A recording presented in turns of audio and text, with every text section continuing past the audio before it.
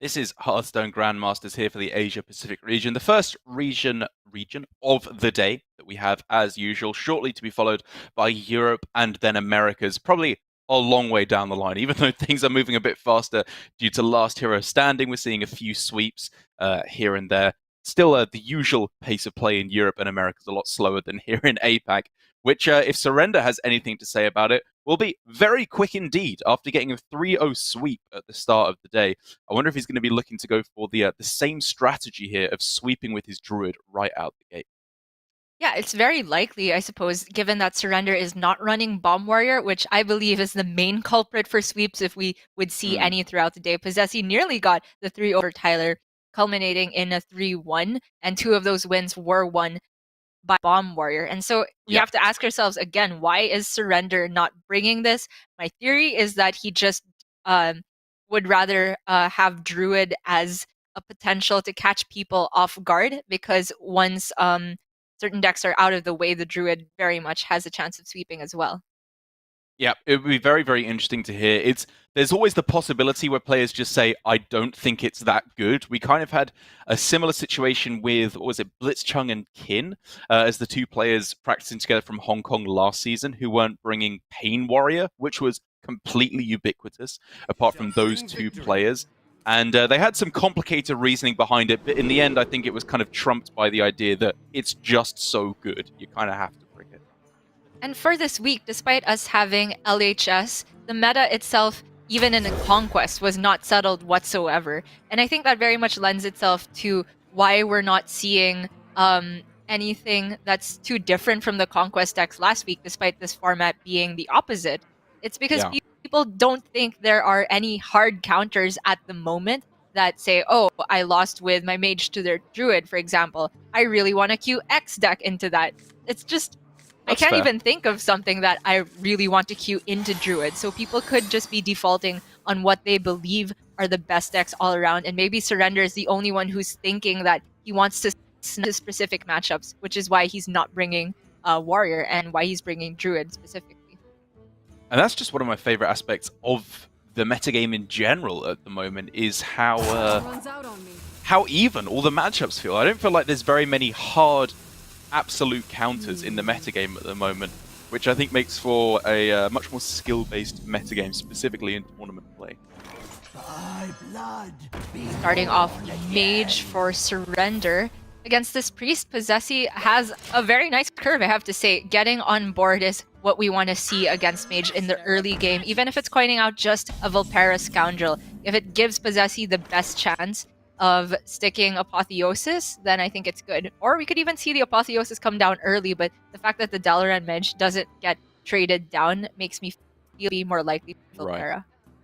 Yeah, I mean, I think it's a good point you bring up about just trying to get tempo right out of the gate, because I feel like personally in this version of the deck, which is the non-Highlander variant, just the 2 of regular Priest, it's more important to get ahead on the board proactively, because you don't have Zephrys to fight back on the board. You obviously have 2 Breath of the Infinites in the early game, but there's it feels like it's a little bit less reactive and more reliant on getting those buffs down and healing up your minions once they're in play.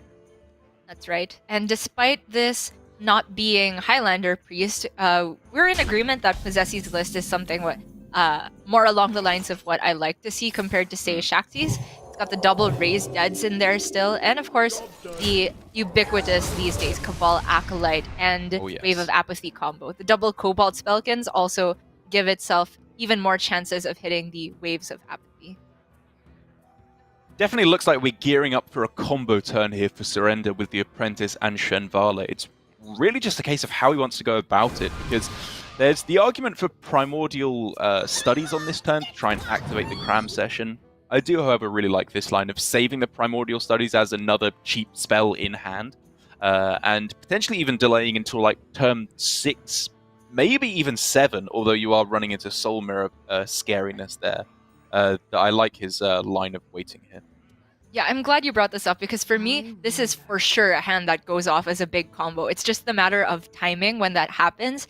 I feel like the options are 5 mana or 6 mana. You mentioned why 7 mana gets really scary, Soul Mirror. Yeah. And the 5 mana turn, it seems like he'll have much less possibility to get the Shinvala off unless he specifically generates another 1-cost spell off of the mana tricks, the magic trick, and he has Jandas to follow up. So I'm thinking the go-off turn is 6 mana. I like the sound of that. Very strong reasoning. For Posesi, Wave of Apathy is always pretty great in the deck, but is there any room for the silence, perhaps? Are there any targets you really want to hit against Mage? I feel like Mage would rather have that to unfreeze a minion that got frozen because Priest stole your freeze. Yeah, I think the main reason I was leaning towards silence there as well was the double Sethic in hand, just as another free activator to get yourself another couple of spells in hand. Holy Nova is definitely the one I was expecting least, I've got to say there, because it does have some utility, of course, in like healing up your board or clearing off the apprentices if your board has been frozen. But he already has the penance in hand, you know, or he could silence the apprentice. So I am in agreement with you there. I find that a somewhat interesting choice to go for. Well, it does line up pretty well against Jandas. That's true. Even if this egg were an act-threatening minion, then the Holy Nova would snipe it off. Yeah. It's just awkward that the apotheosized Vilpera Scoundrel is already at 4, so what Posesi would ideally want to do if this had more health is send it into the 4/5, then Holy Nova to get the full heal off. But if he wants to kill the 4/5 with his 4/4, then it's Holy Nova first, then trade the Vilpera. I feel it looks fine. I'm not even sure if this is a Holy Nova turn necessarily. You could get away with Sethic plus Penance on the Phalanx Commander, and then trade in the small Vulpera, and then just mop up the other 2 minions on board. He then has a Sethic in play and potentially gets another 1-mana spell to keep going. Sure. I was thinking of playing Holy Nova just because it's a clunky card, but I do think Posesi's first reasoning for taking it is to go through Apprentice, like you brought up a while ago, during a turn when it's frozen on board. Posesi says no to all of that instead, though, prioritizes getting the Cobalt's Falcon on board, which I can also see the reasoning behind. He's at a very healthy life total. The 4/5 on its opening. The big punish, I suppose, would be the value trade plus Conjurer's Calling.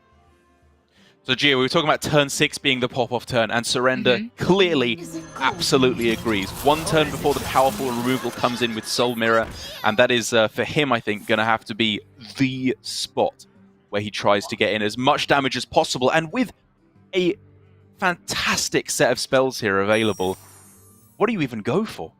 I mean, Evocation looked spicy, but the Ray of Frost is guaranteed going to mess up Posesi's board, and it guarantees gets Surrender.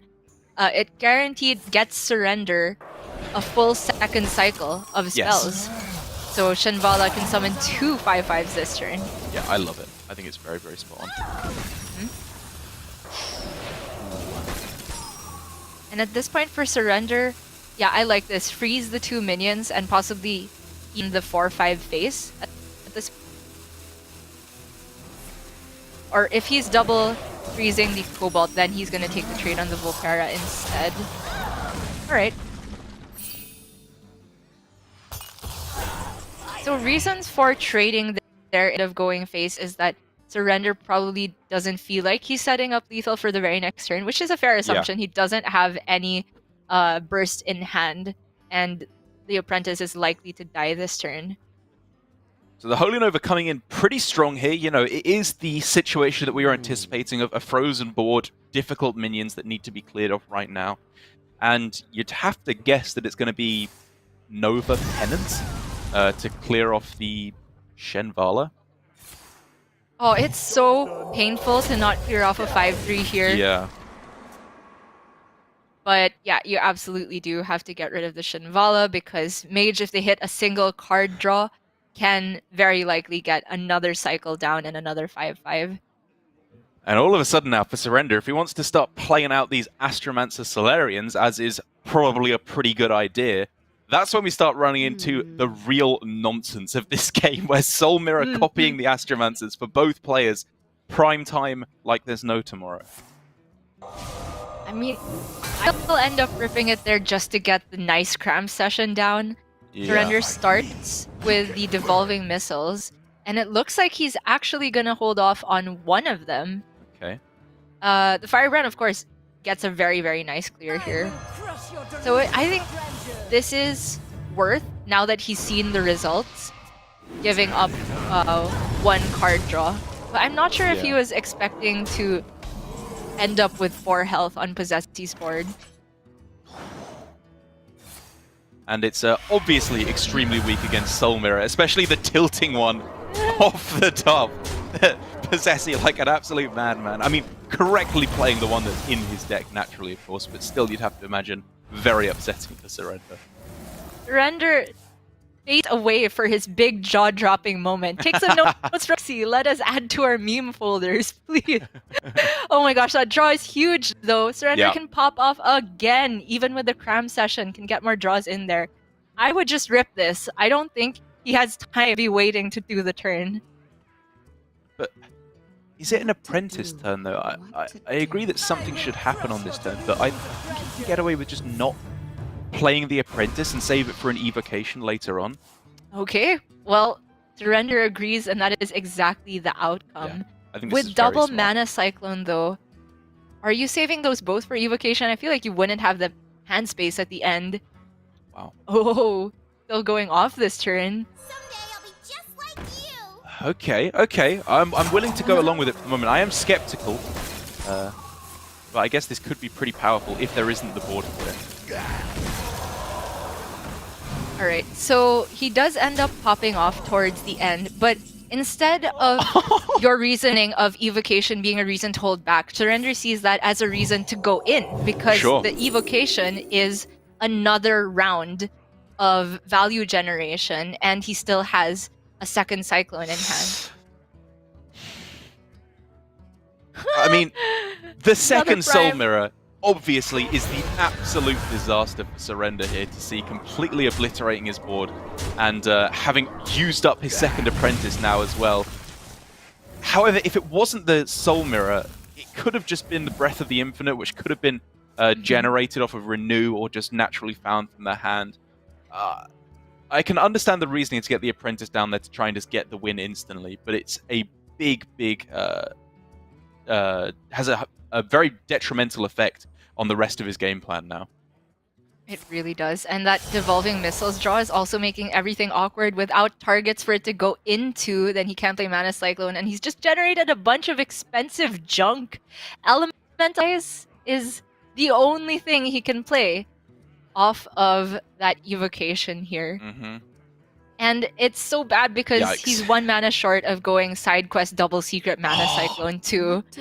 So that's so the bad. most generation he can Mana Cyclone is just 3 spells at the end of this anyway.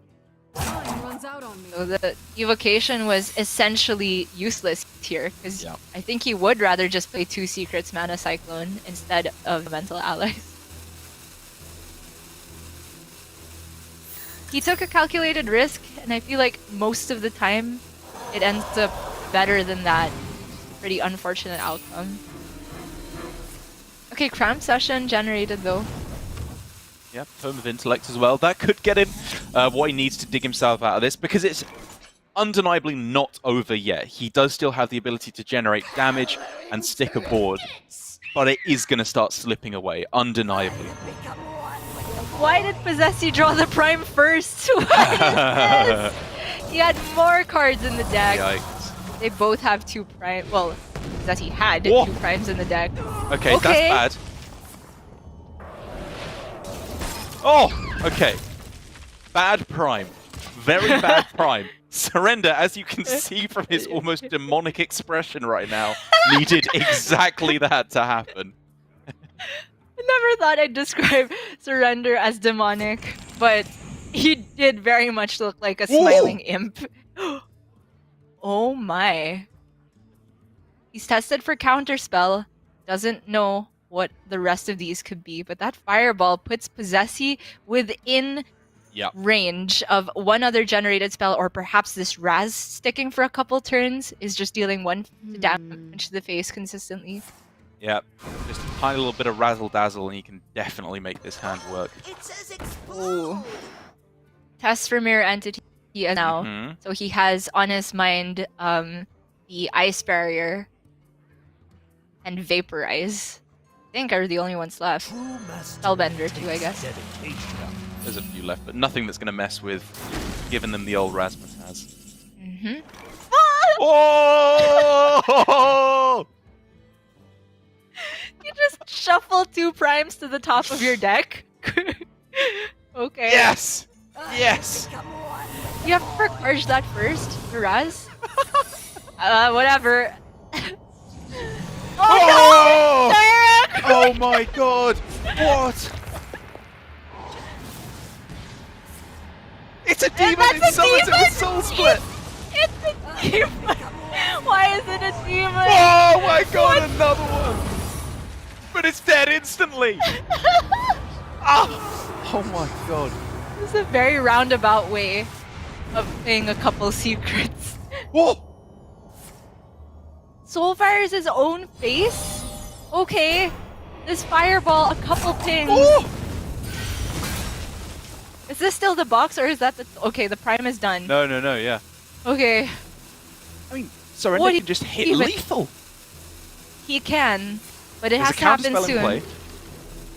Has to happen soon because Posesi can just use the priest hero power to outpace the pings if he smells some type of fireball coming down in the next couple turns. He's got his own prime. Go, go, go! This is peak Hearthstone, Derek. Nothing, garbage. Okay. Okay, that was one good spell. Okay, and he can play Mana Giant if the new spell... Well, he knows it's not Mirror Entity, so Right. he can get down the Giant safely. And then you just ping? Or you play another Ray of Frost to test for Counterspell and Spellbender. Okay, testing with Sure. his own CS instead. Sure. I don't know, Derek. My brain Yeah. kind of melted at these last few turns. So this is both Soul Mirrors gone now. This is a scary board that needs to be dealt with right now by Posesi, which he currently just does not have an answer to. You can dig for Shadow Word Ruin with this renew.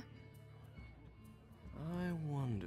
Yeah, he could also get Soul Mirror, a couple of good options to clear things off here. Or even just the one death, because at least the Prime is currently frozen. True. But he is just sitting on a Vaporize, I think. So just the 1/8/8 is not even that scary. Wave of Apathy, yep, take that all day. Huh? Yeah, loading up the Kronk so he can have this Galakron removal for the remaining minion after Surrender attacks. Now, Surrender is accounting for Ice Barrier, it's accounting for Vaporize, and if it's exactly those two together, he actually slows down his own lethal clock. Yep. I wonder.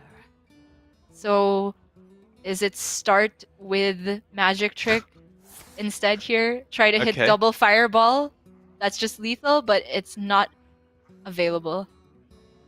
Yeah, I mean, even then it would have to like tome into Fireball, right, to even get the second Fireball there. Yeah. Primordial definitely seems like the best option, because this board is not getting cleared up. The only thing you can do against this board from Posesi is freeze it for the rest of the game, or devolve it. Mm-hmm. Probably worth devolving because there's a Karj. The exact combination that Surrender was dreading. Gotta go now, though. Mm-hmm.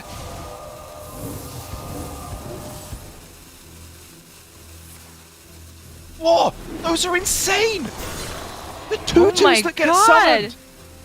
What? Every spell that gets played will summon a tutu for Posesi. Well, Surrender can't even freeze anything anymore. Well, if he does, then he's just summoning a 2/2. The freezes might not even be net health gained. But at the same What time, is that this?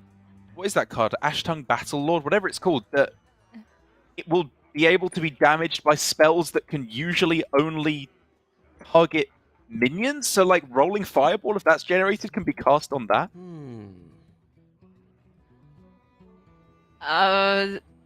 Yes, I think so. Galakrond looks like the plan A option here.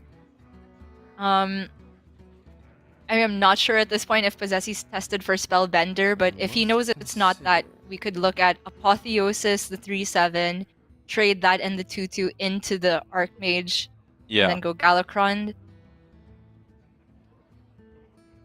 Because this is still just level 1 Galakrond. Okay. Deciding to trade that off so Agreed. that he will not take any additional damage. Okay. Twin Tyrant play means he doesn't have to test for Spellbender and gets the clear anyway. Yeah, Well I like spotted. it a lot. Make sure that no cheese can occur by clearing off the Ash Tongue. And get a very, very scary board in play.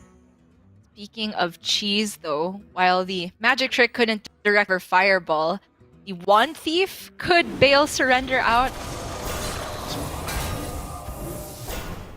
Oh, it finally hits the 3/7 and ends up on Rascale Whoa. Naga. That's Very pretty easy good. to deal with. Yeah, I guess it's easy to kill for the moment. But if left up, could be very annoying. Surrender can just pick up Blizzard for this turn because everything else is not so great unless he is digging for something specific in the deck. Like Solarian Prime number 2, par example. Correct. Yes. Por ejemplo. See.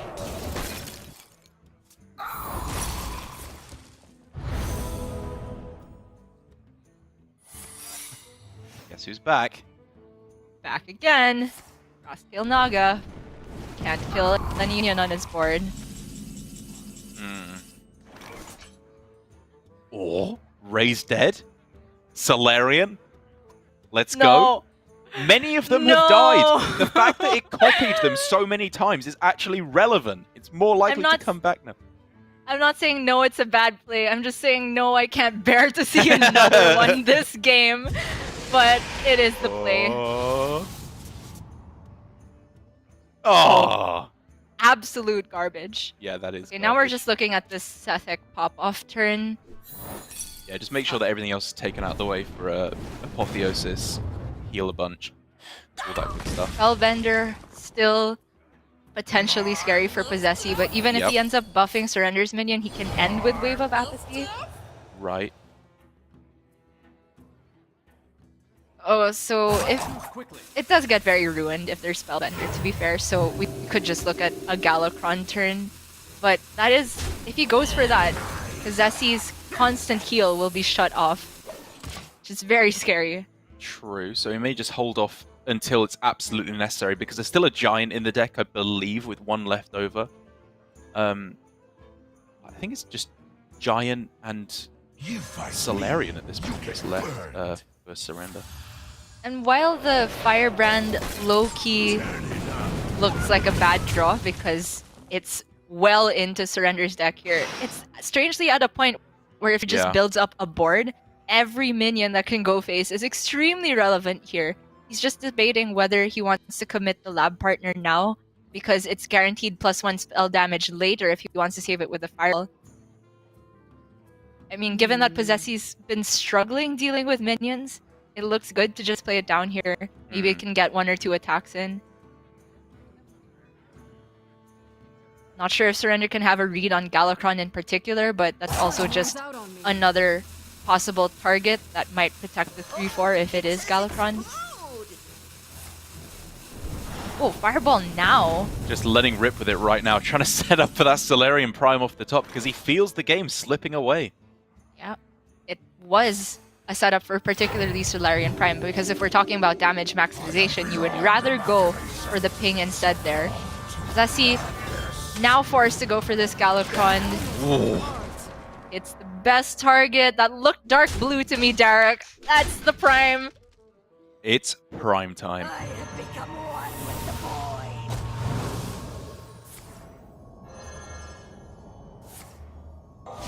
Oh, the last card in his deck is a minion still, so he doesn't get all 3. Mm-hmm.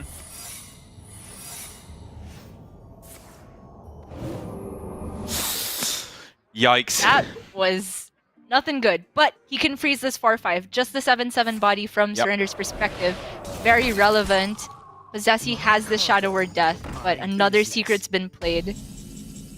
Right, so he needs to be afraid of... Well, nothing now. He just has 2 deaths. Right, the So he portal, goes off with Seth here. Spellbender. There's so much to consider here.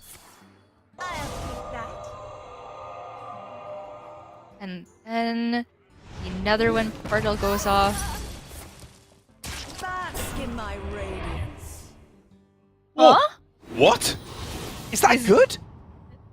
Because he's avoiding fatigue?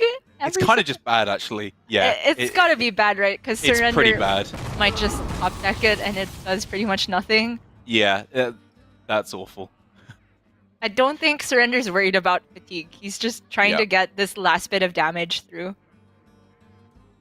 And it's gonna be tough because he's out of freeze effects, and next turn, Posesi can very likely stick this Apotheosis on something. Yeah. And I mean, Like he's going he for has it now. full information at this point. It's only what Elemental Allies, there's the mystery card in hand that he's afraid of, which I honestly wouldn't be surprised if he could have a pretty good read on it being that at this point. Almost out of cards. Could be that, could be a box. But yeah, you probably play a box before that. Hello, Conjured. Yikes. A crazy game, but a very, very important win there for Posesi. And you can see what it means for him. He's a very reserved person, very taciturn, his demeanor, I think we can say. But when he gets an important win, you can see how much it means to him, as we saw there against Surrender. Crazy all along the way, but I think he showed, for the most part, good understanding of his deck, good understanding of the matchup in general, and just trying to stop any kind of nonsense from occurring at the end, even going so far as to like trade off the Ash Tongue at the end, just so nothing can go wrong with Solarian. Mm-hmm. That was crazy, that was messy, but it was a win for Posesi. Yes. And a Mindbender for Surrender. Nicely We done, did it. Gia. We got that. Well, you got there. I did nothing. I just kind of spouted a bunch of nonsense, as I usually do. And while that is kind of annoying for Surrender to lose the Mage, it's the last hero standing, so he can't play it again. He does still have some of his other, in my opinion, slightly more powerful decks left over. The Druid and the Rogue, obviously. I think both performing, for the most part, better than Mage has done.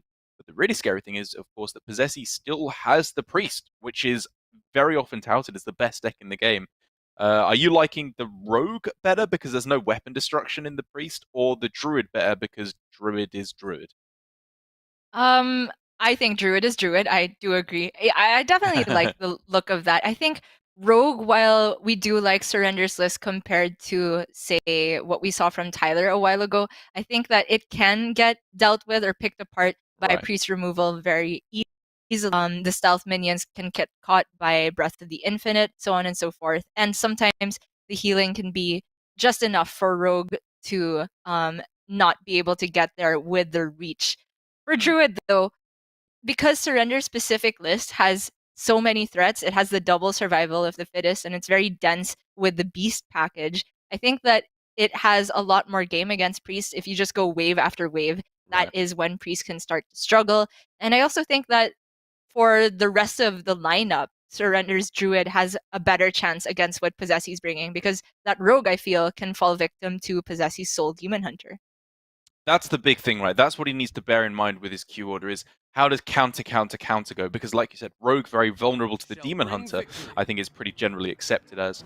And so maybe he goes with the Rogue now, so that when the counter comes in the Demon Hunter, he can go with his Druid thereafter to try and get the win there. It does get very complicated with all the different layers. Yeah, it's true. With LHS in this mindset, if you have one deck that you feel has a good matchup across the field, and then the Rogue, which seems to have subpar ones, you could just throw in the Rogue first and do a little bit of... I can't call it strictly scouting, because you do know what the deck lists are, but just kind of say, I don't mind if I lose with this deck too much, but if I do get a win, great. And that might mean I get extra chances to win with my real trump card, which is the Druid. Or at least that's how I would interpret Surrender's mindset at the moment. Although the opening hand does seem to be pretty decent. Yeah, it's okay for both players. It's got to be said, nothing insane right out of the gate. However, that Scimitar does start to turn things around very nicely for Surrender, locking down the board early on, denying these Apotheosi, and also getting cutting class for nice and cheap in the meanwhile. And he can just get down the Dread yeah. Corsair nice and early. This is looking very, very fast of a start for Surrender. And Posesi's hand is extremely slow. Apotheosis is great if you have minions that you think will stick, but this early on in the game, Surrender will not be going all face yet. This is incredibly scary for Posesi with no... I was going to say no Breath of the Infinite. He has very little reactivity that he can put forward. But even with that, it doesn't line up fantastically against a lot of Rogue's minions, which, with the Dread Corsair, Toxin Blade, Greyheart Sage, is a lot of 3 health minions. That was a very poor selection of spells for Posesi, though. I was even thinking of Mystery Choice. I don't think... well, I don't know if on average that's going to be better than Forbidden Words, but absolutely the Mind Control and Gift of Luminance were far too slow to be played. Gift of Luminance, if you are going to find a minion to stick a buff spell on, you'll absolutely prioritize Apotheosis, of which he already has 2. Yeah. And here's the first tough juncture for Surrender, because Secret Passage, you don't have very much mana to work with. Backstab, you don't want to... It doesn't get anything done, because he's not on Dagger, he's on Hooked Scimitar at the moment. Right. It's really, really tough, because next turn he needs to think about what is he doing as well. Does he need a weapon intact to go for his play next turn? Not really. Like, there's not even... I don't think it would be ridiculous to assume that Secret Passage is played to look for like self-sharpening sword just on 4 mana, so he could swing with the weapon here if he wanted to. Goes for the Eviscerate to clear a minion there, because he's really valuing the attack on this weapon. It unlocks a decent Steel Dancer top deck for Surrender, and if he goes for the Secret Passage, then he can pick up Cutting Class as well. There's a lot of benefits to be had for maintaining his high attack weapon. Draconic Studies? Yeah, Just I mean, to give a minion? He just wants anything that isn't a buff at this point, because he has absolutely nothing to cast it on. Inner Fire is tempting as like a attack reduction on one of the opposing minions if that comes into play with like a Spy Mistress if that's unstealthed later on, but that's kind of niche. Yeah, I think... Oh, wow. I thought it was extremely niche. I thought Posesi would just try to get a dragon. The discount on it is absolutely relevant, because if you can fit in the dragon plus the buff on the same turn, it makes a huge difference. But he is going full defense mode now and just relying on eventually drawing a small minion to finally get these Apotheosises down. Surrender.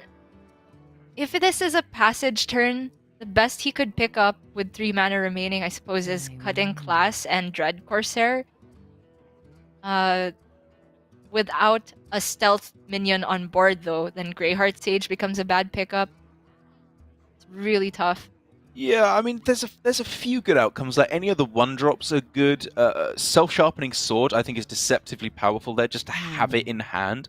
And start swinging with Deadly Poison over the next couple of turns. And like you said, obviously, Dread Corsair and Cutting Class would be huge as well. I really wouldn't hate the Secret Passage at all on this turn. Yeah, I think now that we've fleshed out, 8 cards that would be pretty play in that spot, I did like the look of the Secret Passage, but Surrender is going to give himself a bit more flexibility.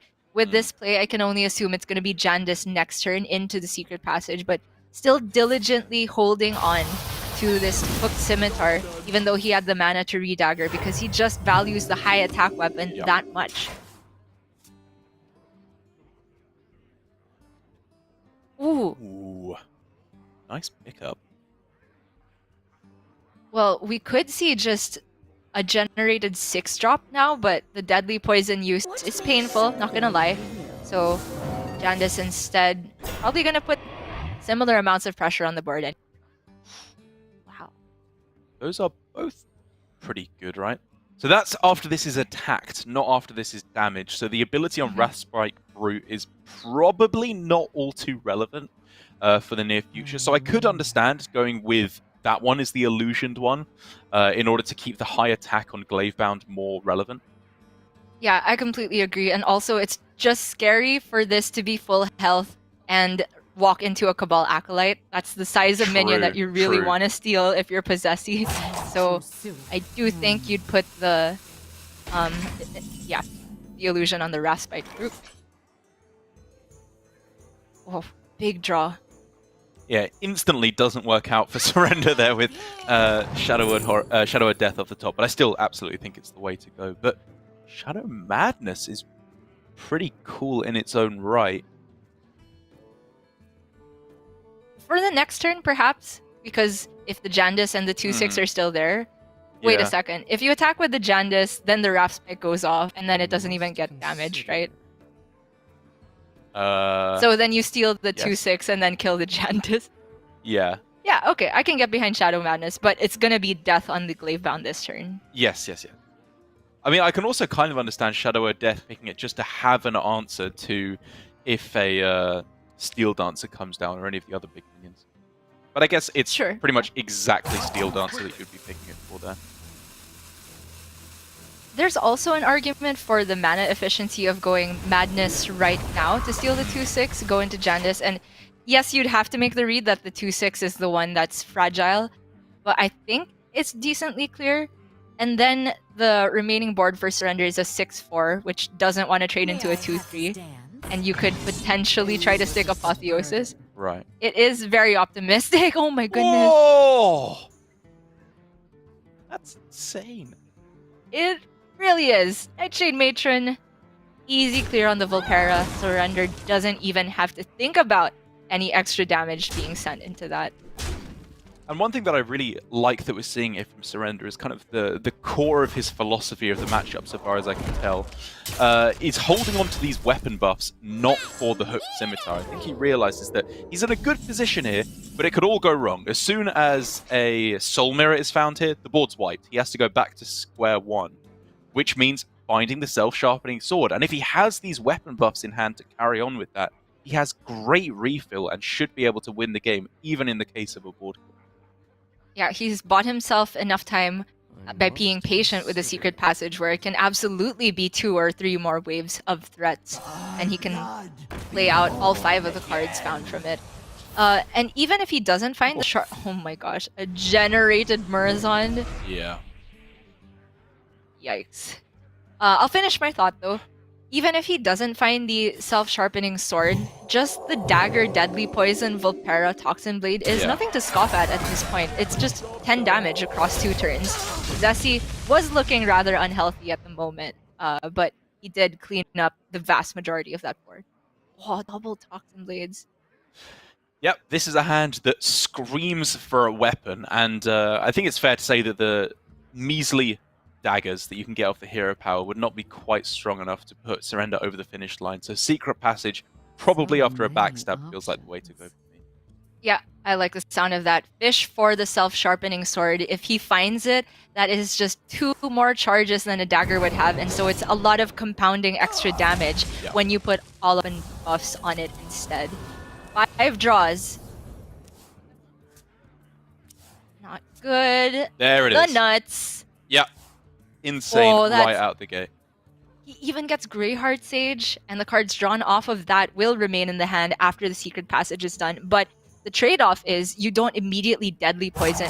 So I actually think we're going sword, deadly poison, eviscerate instead. Same. Yeah. It seems crazy to say that you wouldn't just draw 2 cards here, but I absolutely love this play from Surrender, and of course your suggestion to make it. Because you're just killing your opponent. Next turn you add an additional 6 damage with Deadly Poison double Volpera. The priest is just going to die. It's pretty simple. They really are. And while Murazond is a crazy generation, it's not giving Posesi any answers that don't damage himself too. Right. These 2 Apotheoses were in the hand since pretty much the beginning of the game, but Finally. This was the draw for Posesi to get back in there. He gets a target for the Apotheosis, gets to steal Jandis, as small as she may be, and it's a very, very difficult threat for Surrender to try and push through. With only 1 sap in the deck, it is far from guaranteed that he will be able to get it here, but he's going to dig for it anyway. Yeah, you can start with the Deadly Poison, dig for sap, and if you miss, then oh gosh, then you'd still have to hit the guy twice. He can take the guaranteed kill the Cabal in one hit by going double Volpera Toxin Blade here. And he still sets up lethal for the next turn. Oh man, it's a really tough call because obviously there's a chance to win right now if he rips the sap. Right, and also if he goes for Secret Passage without Volpera, he could also hit one drop into Greyheart, which would draw him 2 more cards, which is another shot at sap. So I think I like his option to go for it first here instead of playing the Volpera. Oh! There it is! Oh. Calculated risk there for Surrender. And you brought up both of these possibilities, the sap, and there was the Stealth plus Greyheart as another chance of picking it up. Couldn't tell you the discrete odds on that, but Surrender thought through it, made the decision, and right at the end there took the win with what we thought would be a deck that you'd struggle on, the Weapon Road. Got a little bit flustered there, got to sort out his hair after popping off at that win there with the Rogue. Very nicely done though, I think at all points along the way. The real difference for me was that he had the option to go for the Secret Passage on turn 4, was it? To try and find a self-sharpening sword right away. Instead he took it a little bit slower, kept the weapon buffs in hand, just curved out where he had to, and then saved the weapon buffs all for that self-sharpening sword, which I think is, reflecting back on it now with the benefit of hindsight, just such a beautiful way to approach the matchup and really focus on what the core of the deck is, which is play your stealth minions at first, hit them, and then rely on the sword to do all the broken things that your deck needs. It was an incredibly patient approach to a deck that I feel is built to be impatient with all of these weapon charges that want to hit the face a lot of the time. But consistently, when we see not obvious strategies for playing these aggro decks, it's from players like Surrender who really take a slow and methodical approach to thinking about the right play. I think you don't do that in very many situations, and it was very much reactive to the turns Posesi was having, which is very slow, understated minion every turn, a lot of cards stuck in hand from the beginning of the game, and Surrender understood that his win condition could be taken a little slower because of that. And now we're up to 1-all in the series. Yeah, obviously now, what with it being last hero standing, this week once again it's all in on Posesi to find the counter. His warrior was banned, predictably, by Surrender, despite the fact that he didn't bring a warrior of his own, which means Demon Hunter or Mage are the 2 decks that he has left. I have to imagine that Demon Hunter is going to be the way to go with a, in my opinion, pretty strong counter to the Rogue. Even without any weapon destruction available to the Demon Hunter, it can just clear off the boards, I think, relatively consistently, and then so quickly counter-lethal what the Rogue is putting forward. I would have to agree with the Demon Hunter pick. That's not to say that I feel Mage is bad in the Rogue matchup, but this particular list from Posesi that has the double Scryers, no Violet Spellwings or Arcane Missiles naturally in there, that might be a bit too difficult to queue up into Rogue against. But Posesi disagrees. Gonna start off with the Mage, and Solarian is already in the opener, but would very much like to start off with a lab partner because he's on the play. Yeah, which I think is what would lead me to throw away Arcane Intellect and probably Brain Freeze as well. Like, there's a few minions that it is going to neatly line up into in the early game. Yeah, I thought so much as well, but it actually turns out to be a full keep, if I'm seeing that right, from Posesi. Wow. I'm shocked. Yeah, that's slow. That is very slow for a deck that can hit you very, very hard. Well, it does mean that Posesi's mindset, it also ties back to how he played before with the secrets and very, very slowly. He really does just want to build up towards a big pop-off turn. I feel that there's room to be flexible with Mage's win conditions when you're a more aggressive deck like this, but we'll see how it pans out for Posesi. Surrender starts off with a nice stealth curve here and has the self-sharpening sword for next turn. I mean, it's just disgusting. He's got everything you could want outside of, like, I guess Deadly Poison would be nice to really make this hand pop off that little bit quicker. But then, in response, it's no slouch of a hand from Posesi. I was saying he needs to lock down the board right now to have any chance at all. And he can do that in the next couple turns very strongly. Yeah. Firebrand looks great for this turn, and then he can follow up on this curve and then follow up with the Apprentice. But I'm talking 3 turns in a row here, Right. and I just don't feel like he has that much time, given that Surrender has the Seal Dancer for next turn. Granted, I suppose Posesi's saving grace is that Surrender doesn't have a weapon buff. Oh no.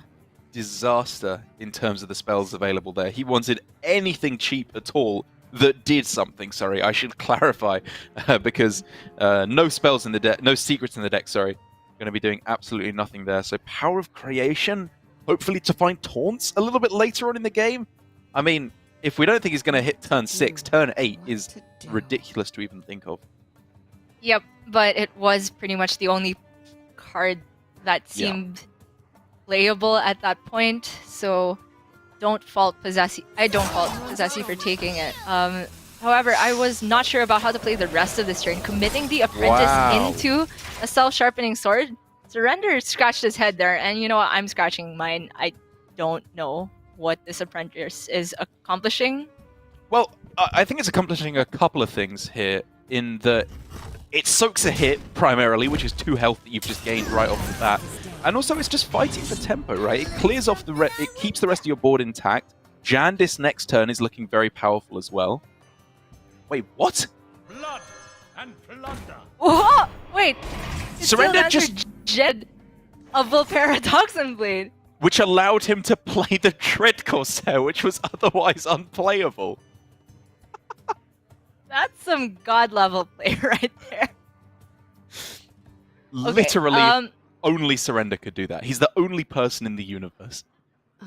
I was going to respond to your Apprentice point with I don't think the gain 2 health is worth losing an Apprentice, and the hit that it would have soaked is protecting a 1-2 at best because the self-sharpening sword was just at 2 attack at the time. So I still don't think that that was the play. However, Posesi didn't have that many spells, so he could have just been saying get it down right now. Exactly. Might not necessarily have the time for it later. Nobody predicted that particular outcome and the amount of stats that Surrender was going to generate, but it just looks so difficult now for Posesi. Yeah, for me, the thing was that it's not likely to get better anytime soon. You can wait for the potential of a Dream Evocation later on to pop off with Apprentice, but that's not likely to happen. What is likely to happen is you're going to get hit in the face every turn until you die. Well, Surrender is actually choosing to clear off some minions here. He's recognizing that this board was tough for Posesi to deal with last turn. He's generating a similar amount of stats. But strangely enough, for the type of hand Posesi has... Wait, these are insane! That's insane. Job's done. Those are both nuts. Surrender just cannot interact with a stealth minion. So Posesi almost always gets them. And I was going to say, for this specific hand that Posesi had, which is not of spells, then the time actually works out well for him because he could just curve Mana Giant into Power of Creation. Right. Obviously, not likely to happen now that he has more card draw available. You serve me now. Ooh.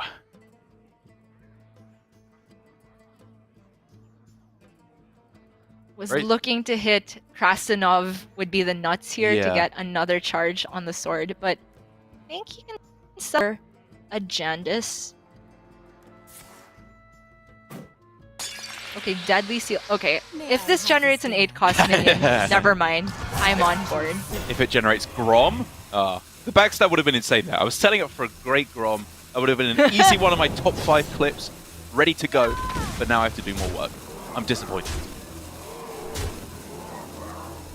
Yeah, given that the Deadly Poison would return to the deck anyway, I guess it's not bad to...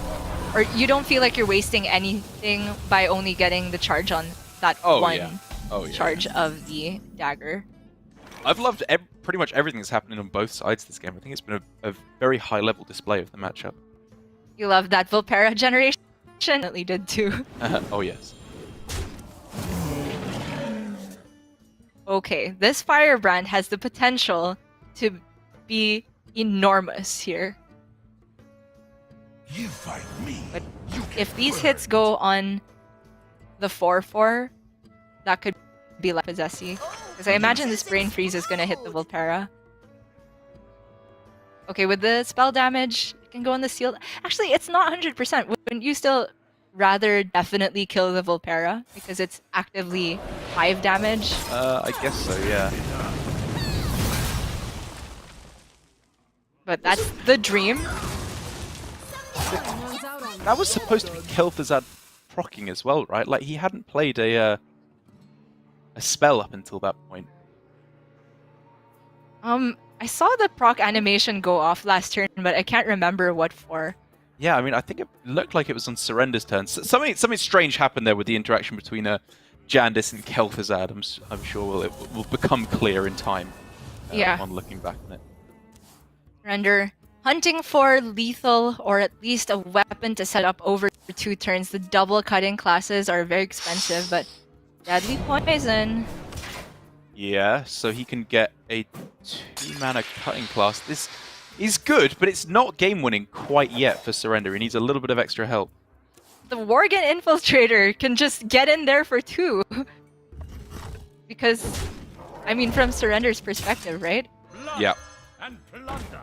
There are ways to clear it off by Posesi getting Arcane Missile somehow, but he's seen double Firebrand by that point. I was looking pretty heavily at the Worgen. Surrender does know, however, that he would be getting an Eviscerate towards the end of the turn anyway. Priestess of a Loon taunting him with the idea of restoring 8 health. But obviously, unfortunately, nothing here is actually taunting, and thus saving him from dying on the following turn. And that will mean lights out for Posesi. Takes yet another win with this rogue. I feel like I have to eat my words about how I feel this deck has been underperforming. So far today, it's been looking great for Surrender. Yeah, it really, really has. I think he's been piloting the deck very well. It's a deceptively difficult deck, in my opinion. I will stand by that, in that you can't just go face every turn and hope to get the win. You need to understand how to make the combos work with the weapon to have a cohesive game plan. I will admit, I'm still trying to wrap my head around with what happened with Kel'Thuzad there. I'm trying to work through, like, did a weird spell get played or something along the way? Or maybe it was just a weird interaction I haven't seen before. Whatever. Yeah. We'll I move mean, past when it. I saw it happen on Surrender's turn, I thought it was just a visual bug and the spell Yeah, burst was same. still there. But then when you brought it up, I was like, oh no, I don't know how to explain this, but I hope we can get confirmation on that at some point because even Surrender looked a bit shocked there. He does, however, have an extreme advantage in the series remaining because while I think the Demon Hunter from Posesi is very strong, I think the Druid that Surrender is also sitting on and has in his back pocket has a good matchup against the Demon Hunter. This ends Yes, now. I think that it's a nice matchup here for Posesi to get things going with. But even then, it's not an insane matchup, I will say. There's no weapon destruction available in this version of the Demon Hunter, and the slightly heavier build with double Glavebound as well as the Lapidaries definitely makes you that little bit more vulnerable in the early game, I will say. Looking at Posesi's specific list, he is still running the double I-beams, which I feel have fallen out of fashion recently in favor of a bit heavier on the early game. Whether it's the double Battle Fiends that you might see from Ike's list, or even more one-drops if you're more up the alley of Shaxi. I think Demon Hunter players for the Soul version have realized to streamline the deck and that the win condition is not so much on the control portion and more in just hitting people in the face. Right. So proactive equipping of the Aldraki Warblades here. Big fan. Just want to make sure that you have Blade Dance available to come down, which he does want to use fairly liberally. I think as soon as he gets any kind of a half-decent Blade Dance, he'll throw it down in order to unlock the I-Beam, in order to gain the health and get going with this Glaive-bound Adept hand. Yeah, I absolutely love the curve. It's assuming that Surrender plays down something that Posesi will fill out his mana by responding to it. But it's very likely that Surrender plays down a minion here, whether it's the Greyheart Sage or another minion plus this the dagger equipped. Against specifically Self-Sharpening Sword, though, that might make Posesi hesitate about how he uses the Blade Dance. Yeah, curious to know what Surrender is holding up on here. It's not often that you go for the kind of proactive Volpira Toxin Blade in order to, get the static buff and then equip the weapon thereafter, especially when you're facing down the Aldraki Warblades plus the hero power. I think he was sure that the self-sharpening was going to happen. He's just thinking about whether he attacks with it and whether he unstealths the Delinquent, because it's very likely that Posesi heals this back up immediately with the Aldraki Warblades. Thing is, at some point, Posesi's gonna get that heal, so I think Surrender's just thinking, I want to expend a weapon charge off of Posesi as possible. Love the use of I-Beam there as well, actually, from Posesi. I think this weapon, although he's at full health now and has a lifesteal in effect, he's quite clearly going to be tanking a lot of damage very soon. And for Surrender, does that mean Volpera right now makes the cutting class cost a nice? The Volpera can just die to the Eldraki that Posesi's showing. I mean, that's always the case, right? Surely you just throw it down and take your free cutting class. Not so sure. We could just see cutting class for 1 plus the Delinquent come down. Okay, fair enough, fair enough. There's something to be said for putting down several minions at once so that just the Eldraki charge can't get through. Yes, it's still going to be vulnerable to the Shatter Shard Mystics, but I think this way Surrender potentially can get more damage out of his minions. Yeah, one of the Blade Dancers, I think, coming down here just to kill off 1 minion. It's very unimpressive, but this hand is clunky, right? He's going 5 and he's going into 6. He needs to spend these cards. Yeah, he really wants to also get that skull in the outcast position, and because he's locked into Glavebound for turn 5, I think it's very clear that he just wanted to play the leftmost minion into the leftmost Glavebound.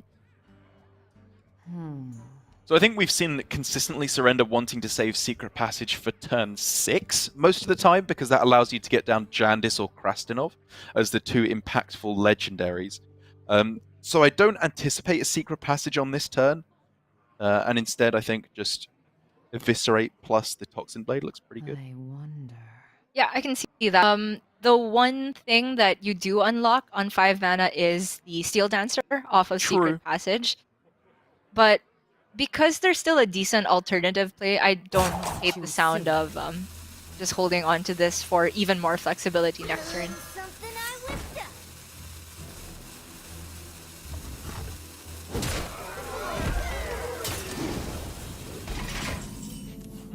So holding on to the Eviscerate there just probably indicates that Surrender expects the matchup to go for a lot longer, which is a fair assumption because there's that Eldraki Warblade, which can just heal for a whole lot if there is Twin Slice on the other end.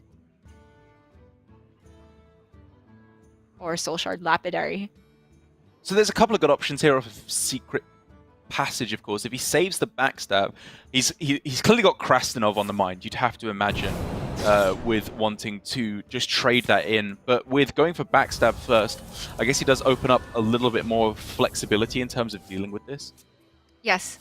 I think it's also getting to the point where backstab is hardly relevant. So yeah, that's true. You would just go for it here on the off chance that he can deal with the Glavebound with any additional damage he draws. And if he gets Krastinov, you could send it into the 5-2 anyway.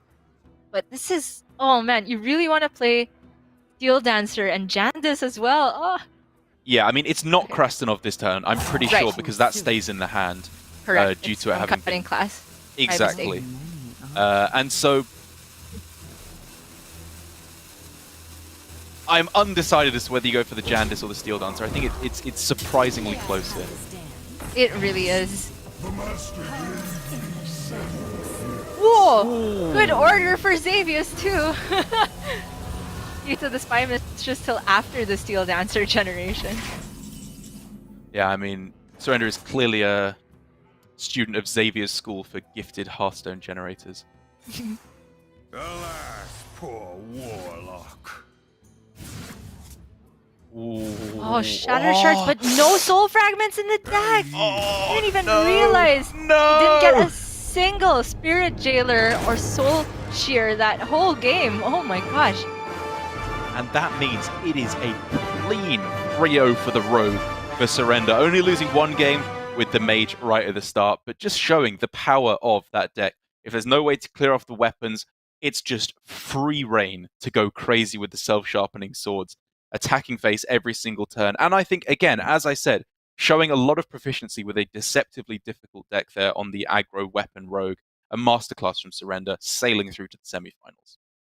And it forces me to rescind my opinion about the Steel Dancer. Oh wait, saying that at the beginning of the day, and then I ended up agreeing with you.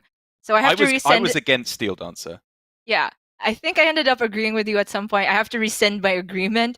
But I will say that it has a certain amount of other support cards that you need for the package. I think you were criticizing Tyler's deck for having the one Sneakly Delinquent in there.